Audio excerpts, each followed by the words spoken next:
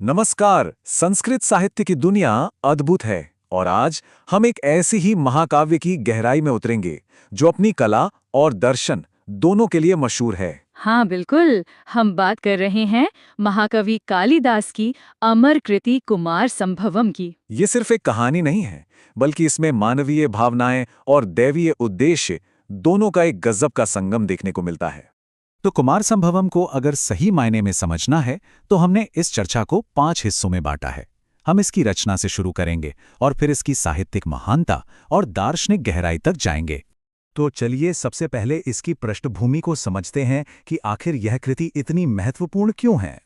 एक दिलचस्प बात यह है कि कुमार संभवम को महाकवि कालिदास की शुरुआती रचनाओं में से एक माना जाता है। और देखिए, शुरुआती रचना होने के बावजूद इसकी महानता का अंदाजा इस बात से लगाइए कि इसे संस्कृत साहित्य के 5 सबसे बड़े महाकाव्यों यानी पंच महाकाव्य में जगह दी गई है। मतलब ये सिर्फ एक रचना नहीं, बल्कि कला की कसौटी पर खरा उतरा एक मील का पत्थर है। अच्छा, तो अब सवाल ये उठता है कि इस महाकाव्य की कहानी क्या है, इसकी जो मूल कथा है वो क्या है। वैसे तो इसका शीर्षक ही काफी कुछ बता देता है। देखिए, शीर्षक है कुमार संभवम। ये असल में 2 शब्दों का मेल है। पहला शब्द है कुमार, जिसका मतलब है भगवान कार्तिकेय, और दूसरा शब्द है संभवम, जिसका मतलब होता है जन्म। बिल्कुल, तो सीधा साधा इसका अर्थ हुआ कुमार का जन्म। और मजे की बात यह है कि यही एक लाइन, यही एक विचार इस पूरे महाकाव्य का केंद्रीय उद्देश्य भी है और कथा सूत्र भी।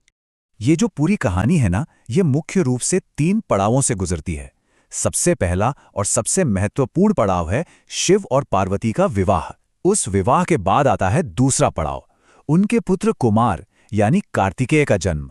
और कहानी का अंत होता है तीसरे पड़ाव पर, जब कुमार तारकासुर नाम के एक असुर का वध करते हैं।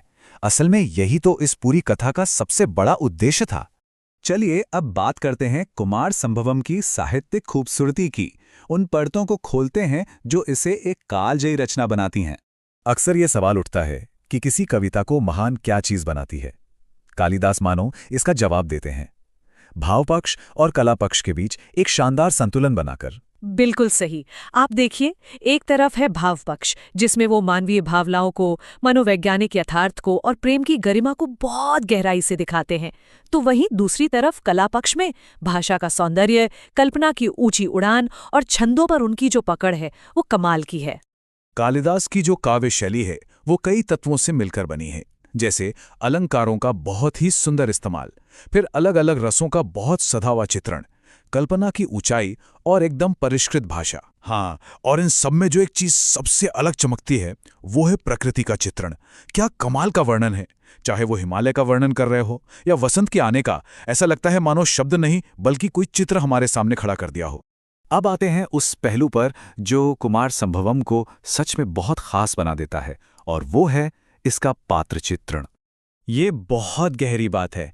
कालिदास ने इस महाकाव्य में देवताओं को सिर्फ पूजा की मूर्तियों की तरह नहीं दिखाया है। उन्होंने शिव और पार्वती जैसे दिव्य किरदारों को गहरी मानवीय भावनाओं और मनोवैज्ञानिक उतार चढ़ाव से भर दिया है। एकदम। वो प्रेम भी करते हैं, उन्हें क्रोध भी आता है, वो तपस्या भी करते हैं और यहाँ तक कि बिछड़ने का दर्द भी सहते हैं। और शायद यही वजह है कि पढ़ने वाला उनसे एक बहुत गहरा, एक मानवीय जुड़ाव महसूस कर पाता है। और यहीं से इस महाकाव्य का सबसे बड़ा दार्शनिक सवाल उठता है, क्या प्रेम और तपस्या यानी काम और धर्म, क्या ये दोनों एक साथ चल सकते हैं? और कालिदास इसका जवाब शिव और पार्वती की यात्रा के जरिए देते हैं। वो दिखाते हैं कि कैसे सच्चा प्रेम जब तपस्या की आग में तपता है तो वो एक बहुत ऊंचे और पवित्र मकसद को हासिल करता है। ये प्रेम सिर्फ भोग के लिए नहीं है, बल्कि इसका लक्ष्य लोक कल्याण है। चलिए अब जरा इस महाकाव्य के स्ट्रक्चर यानी इसकी संरचना पर भी एक नजर डालते हैं। कुमार संभवम में कुल मिलाकर हमें 17 सर्ग मिलते हैं। सर्ग यानी आप कह सकते हैं अध्याय। तो ये काफी बड़ी और विस्तृत रचना है। लेकिन यहाँ एक बहुत ही दिलचस्प अकादमिक बहस भी जुड़ी हुई है। कई विद्वान ये मानते हैं कि कालिदास ने असल में सिर्फ पहले 8 सर्ग ही लिखे थे, और जो बाद के सर्ग हैं वो शायद किसी और कवि ने बाद में जोड़े हैं। तो ये जो पहले 8 सर्ग हैं, जिन्हें ज्यादातर विद्वान कालिदास का ही मानते हैं, वो कहानी की पूरी नींव रखते हैं। शुरुआत होती है हिमालय और पार्वती के सुंदर वर्णन से। फिर कहानी आगे बढ़ती है और आता है कामदेव का प्रसंग, जहां वो शिव की तपस्या भंग करने की कोशिश करते हैं और भस्म हो जाते हैं। इसके बाद हमें रति का मार्मिक विलाप और पार्वती की कठोर तपस्या का वर्णन देखने को मिलता है। और आखिरकार शिव खुद एक ब्रह्मचारी का वेश धरकर पार्वती की परीक्षा लेते हैं और फिर दोनों का विवाह होता है। 8वां सर्ग उनके दाम्पत्य जीवन की शुरुआत पर खत्म होता है। कहानी इसके बाद के सर्गों में आगे बढ़ती है।